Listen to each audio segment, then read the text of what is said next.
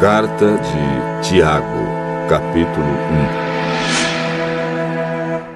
1. Eu, Tiago, servo de Deus e do Senhor Jesus Cristo, envio saudações a todo o povo de Deus espalhado pelo mundo inteiro. Meus irmãos, sintam-se felizes quando passarem por todo tipo de aflições, pois vocês sabem que, quando a sua fé vence essas provações, ela produz perseverança. Que essa perseverança seja perfeita, a fim de que vocês sejam maduros e corretos, não falhando em nada. Mas, se alguém tem falta de sabedoria, peça a Deus, e Ele a dará, porque é generoso e dá com bondade a todos. Porém, peçam com fé e não duvidem de modo nenhum, pois quem duvida é como as ondas do mar, que o vento leva de um lado para o outro. Quem é assim, não pense que vai receber alguma coisa do Senhor, pois não tem firmeza e nunca sabe o que deve fazer. Um irmão que é pobre deve ficar contente quando Deus faz com que melhore de vida. E quem é rico deve sentir o mesmo quando Deus faz com que piore de vida. Pois quem é rico desaparecerá como a flor da erva do campo. Quando o sol brilha forte e o seu calor queima a planta, aí a flor cai e a sua beleza é destruída. Do mesmo modo, quem é rico será destruído no meio dos seus negócios. Feliz é aquele que nas aflições continua fiel, porque depois de sair aprovado dessas aflições, receberá como prêmio a vida que Deus promete aos que o amam. Quando alguém for tentado, não diga: esta tentação vem de Deus. Pois Deus não pode ser tentado pelo mal, e Ele mesmo não tenta ninguém. Mas as pessoas são tentadas quando são atraídas e enganadas pelos seus próprios maus desejos. Então esses desejos fazem com que o pecado nasça, e o pecado, quando já está maduro, produz a morte. Não se enganem, meus queridos irmãos. Tudo de bom que recebemos e tudo que é perfeito vem do céu, vem de Deus, o Criador das luzes do céu. Ele não muda, nem varia de posição, o que causaria a escuridão. Pela sua própria vontade, Ele fez com que nós nascêssemos por meio da palavra da verdade, a fim de ocuparmos o primeiro lugar entre todas as suas criaturas. Lembrem disto, meus queridos irmãos. Cada um esteja pronto para ouvir, mas demore para falar e ficar com raiva, porque a raiva humana não produz o que Deus aprova. Portanto, deixem todo costume imoral e toda má conduta. Aceitem com humildade a mensagem que Deus planta no coração de vocês, a qual pode salvá-los. Não se enganem.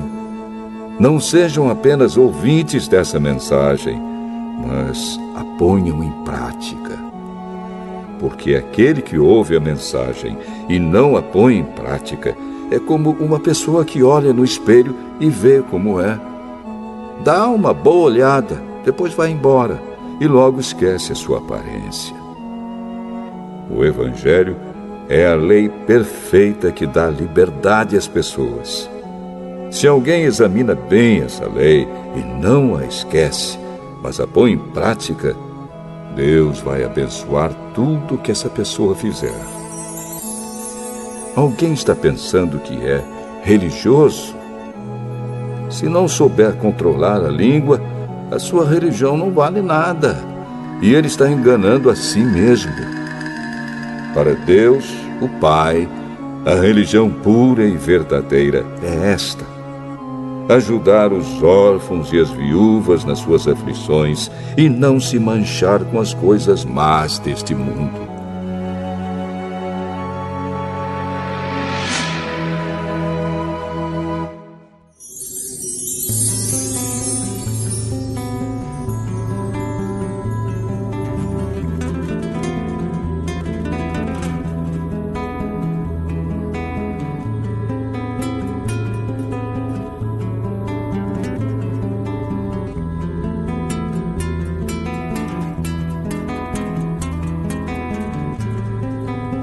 Tiago, capítulo 2. Meus irmãos, vocês que creem no nosso glorioso Senhor Jesus Cristo, nunca tratem as pessoas de modo diferente por causa da aparência delas. Por exemplo, entra na reunião de vocês um homem com anéis de ouro e bem vestido, e entra também outro, pobre e vestindo roupas velhas. Digamos que vocês tratam melhor o que está bem vestido e dizem: este é o melhor lugar, sente-se aqui. Mas dizem ao pobre: fique de pé, ou sente-se aí no chão, perto dos meus pés. Nesse caso, vocês estão fazendo diferença entre vocês mesmos e estão se baseando em maus motivos para julgar o valor dos outros. Escutem, meus queridos irmãos. Deus escolheu os pobres deste mundo para serem ricos na fé e para possuírem o reino que Ele prometeu aos que o amam. No entanto, vocês desprezam os pobres. Por acaso, não são os ricos que exploram vocês e os arrastam para serem julgados nos tribunais? São eles que falam mal do bom nome que Deus deu a vocês. Se vocês obedecerem à lei do reino, estarão fazendo o que devem, pois nas Escrituras Sagradas está escrito: ame os outros como você ama a você mesmo. Mas, se vocês tratam as pessoas pela aparência, estão pecando, e a lei os condena como culpados. Porque quem quebra um só mandamento da lei é culpado de quebrar todos. Pois o mesmo que disse: não cometa adultério, também disse: não mate. Mesmo que você não cometa adultério, será culpado de quebrar a lei se matar. Falem e vivam como pessoas que serão julgadas pela lei que nos dá a liberdade. Quando Deus julgar, não terá misericórdia das pessoas que não tiveram misericórdia dos outros. Mas as pessoas que tiveram misericórdia dos outros não serão condenadas no dia do juízo final. Meus irmãos, que adianta alguém dizer que tem fé se ela não vier acompanhada de ações? Será que essa fé pode salvá-lo? Por exemplo, pode haver irmãos ou irmãs que precisam de roupa e que não têm nada para comer.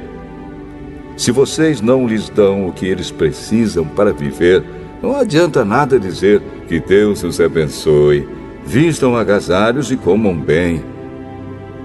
Portanto, a fé é assim. Se não vier acompanhada de ações, é coisa morta. Mas alguém poderá dizer: você tem fé e eu tenho ações. E eu respondo: então me mostre como é possível ter fé sem que ela seja acompanhada de ações. Eu vou lhe mostrar a minha fé por meio das minhas ações. Você crê que há somente um Deus? Ótimo! Os demônios também creem e tremem de medo. Seu tolo! Vou provar-lhe que a fé sem ações não vale nada. Como é que o nosso antepassado Abraão foi aceito por Deus? Foi pelo que fez quando ofereceu seu filho Isaque sobre o altar. Veja como a sua fé e as suas ações agiram juntas.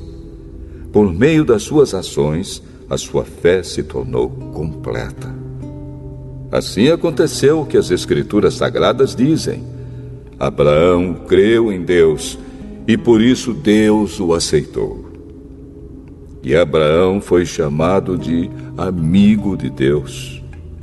Assim, vocês veem que a pessoa é aceita por Deus por meio das suas ações e não somente pela fé. Foi o que aconteceu com a prostituta Raabe, quando hospedou os espiões israelitas e os ajudou a sair da cidade por outro caminho. Deus a aceitou pelo que ela fez. Portanto, assim como o corpo sem o espírito está morto, assim também a fé sem ações está morta.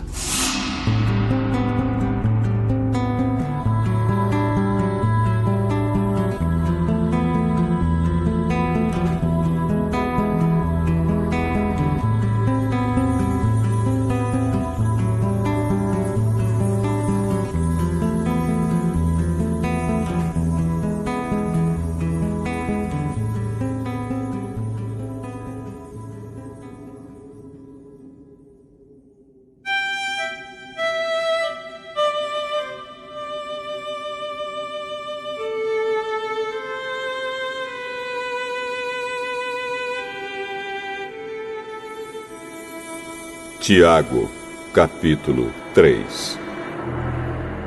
Meus irmãos, somente poucos de vocês deveriam se tornar mestres na igreja, pois vocês sabem que nós, os que ensinamos, seremos julgados com mais rigor do que os outros. Todos nós sempre cometemos erros. Quem não comete nenhum erro no que diz é uma pessoa madura, capaz de controlar todo o seu corpo. Até na boca dos cavalos colocamos um freio para que nos obedeçam e assim fazemos com que vão aonde queremos. Pensem no navio. Grande como é, empurrado por ventos fortes, ele é guiado por um pequeno leme e vai aonde o piloto quer. É isto que acontece com a língua. Mesmo pequena, ela se gaba de grandes coisas. Vejam como uma grande floresta pode ser incendiada por uma pequena chama. A língua é um fogo. Ela é um mundo de maldade, ocupa o seu lugar no nosso corpo e espalha o mal em todo o nosso ser. Com o fogo que vem do próprio inferno, ela põe toda a nossa vida em chamas. O ser humano é capaz de dominar todas as criaturas e tem dominado os animais selvagens, os pássaros, os animais que se arrastam pelo chão e os peixes. Mas ninguém ainda foi capaz de dominar a língua. Ela é má, cheia de veneno mortal e ninguém a pode controlar. Usamos a língua tanto para agradecer ao Senhor e Pai, como para amaldiçoar as pessoas que foram criadas parecidas com Deus. Da mesma boca saem palavras tanto de agradecimento como de maldição. Meus irmãos, isso não deve ser assim. Por acaso pode a mesma fonte jorrar água doce e água amarga? Meus irmãos, por acaso pode uma figueira dar azeitonas ou um pé de uva dar figos? Assim também, uma fonte de água salgada não pode dar água doce. Existe entre vocês alguém que seja sábio e inteligente? Pois então que prove isso pelo seu bom comportamento e pelas suas ações, praticadas com humildade e sabedoria. Mas se no coração de vocês existe inveja, amargura e egoísmo, então não mintam contra a verdade, gabando-se de serem sábios. Essa espécie de sabedoria não vem do céu. Ela é deste mundo, é da nossa natureza humana e é diabólica. Pois onde há inveja e egoísmo, há também confusão e todo tipo de coisas más. A sabedoria que vem do céu é, antes de tudo, pura, e é também pacífica, bondosa e amigável. Ela é cheia de misericórdia, produz uma colheita de boas ações, não trata os outros pela sua aparência e é livre de fingimento. Pois a bondade é a colheita produzida pelas sementes que foram plantadas pelos que trabalham em favor da paz.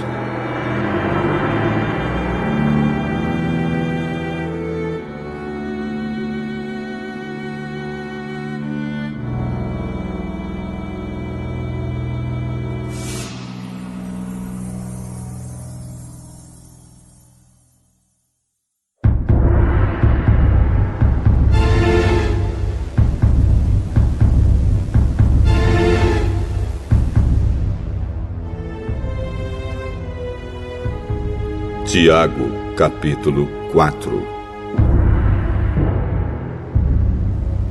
De onde vêm as lutas e as brigas entre vocês? Elas vêm dos maus desejos que estão sempre lutando dentro de vocês. Vocês querem muitas coisas, mas como não podem tê-las, estão prontos até para matar a fim de consegui-las. Vocês as desejam ardentemente, mas, como não conseguem possuí-las, brigam e lutam. Não conseguem o que querem porque não pedem a Deus. E quando pedem, não recebem porque os seus motivos são maus. Vocês pedem coisas a fim de usá-las para os seus próprios prazeres. Gente infiel, será que vocês não sabem que ser amigo do mundo é ser inimigo de Deus? Quem quiser ser amigo do mundo se torna inimigo de Deus. Não pensem que não quer dizer nada esta passagem das Escrituras Sagradas. O Espírito que Deus pôs em nós está cheio de desejos violentos.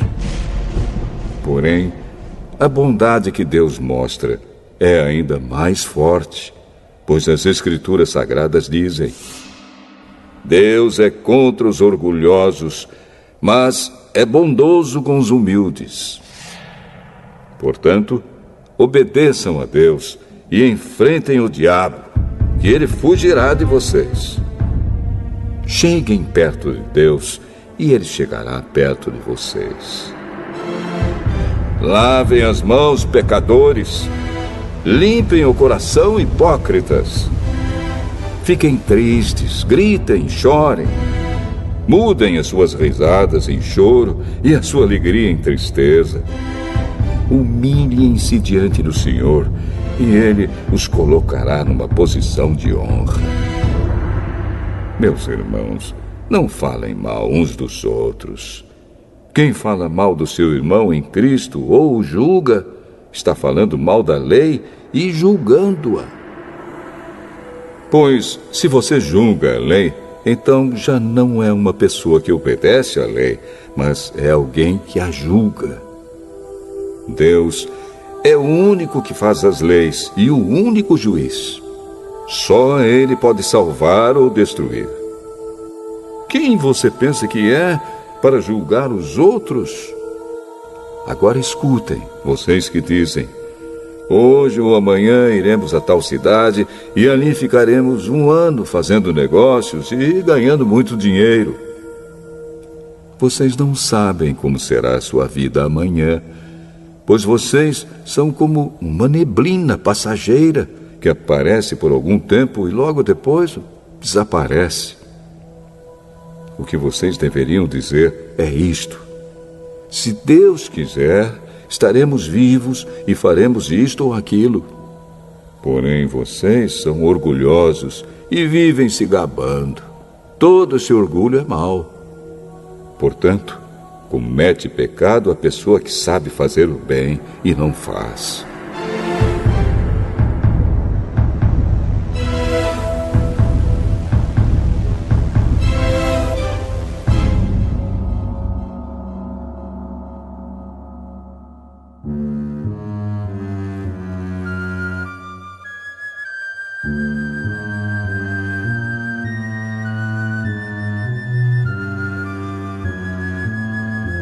Tiago, capítulo 5.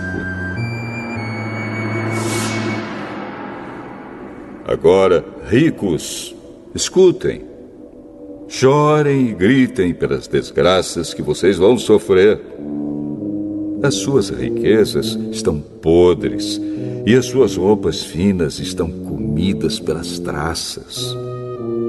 O seu ouro e a sua prata estão cobertos de ferrugem, e essa ferrugem será testemunha contra vocês, e como fogo comerá o corpo de vocês. Nestes últimos tempos, vocês têm amontoado riquezas e não têm pago os salários das pessoas que trabalham nos seus campos. Escutem as suas reclamações.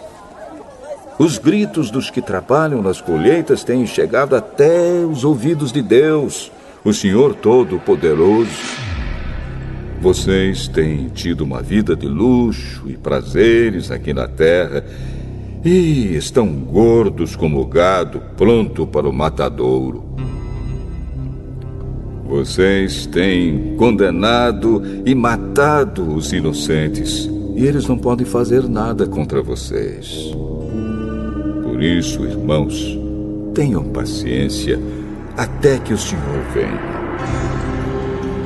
Vejam como o lavrador espera com paciência que a sua terra dê colheitas preciosas. Ele espera pacientemente pelas chuvas do outono e da primavera. Vocês também precisam ter paciência. Não desanimem, pois o Senhor virá logo. Irmãos, não se queixem uns dos outros para não serem julgados por Deus. O juiz está perto, pronto para vir. Lembrem dos profetas que falaram em nome do Senhor e os tomem como exemplo de paciência nos momentos de sofrimento. E nós achamos que eles foram felizes por terem suportado o sofrimento com paciência. Vocês têm ouvido a respeito da paciência de Jó e sabem como no final Deus o abençoou. Porque o Senhor é cheio de bondade e de misericórdia. Acima de tudo, meus irmãos, quando vocês prometerem alguma coisa, não jurem pelo céu, nem pela terra, nem por nada mais. Digam somente sim quando for sim, e não quando for não, para que Deus não os condene.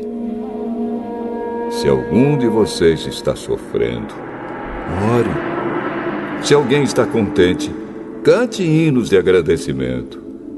Se algum de vocês estiver doente, que chame os presbíteros da igreja para que façam oração e ponham azeite na cabeça dessa pessoa em nome do Senhor.